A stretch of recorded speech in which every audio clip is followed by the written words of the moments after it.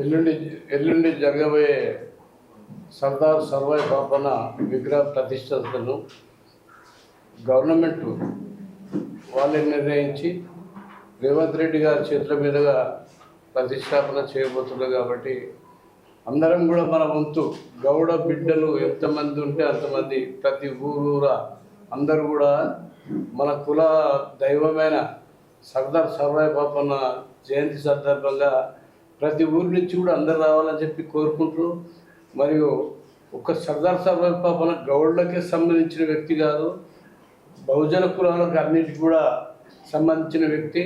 ఆయన సాకలి మంగలి కమ్మరి కుమ్మరి అన్ని కులాలను ఎంబడేసుకొని ఆయన గోల్కొండ కిలో కొట్టిన సందర్భంగా ఆయనను ఎవరు లేని పరిస్థితులలో 20-25 సంవత్సరాల నుంచి మేమందరం పోరాటం చేసి ఈరోజు పాపన్న విగ్రహాన్ని ట్యాంక్ బండ్ మీద పెట్టడానికి అవకాశం వచ్చిందంటే మేము పోరాడిన పోరాటమే. సర్దార్ సర్వాయి పాపన్న అంటే 20 ఏళ్ళ కింద ఎవరికి తెలియకపోతుండే, అటువంటిది ప్రతి ఊర్లో కూడా అందరూ పాపన్న బొమ్మలను కూడా పెట్టుకుంటున్నారు.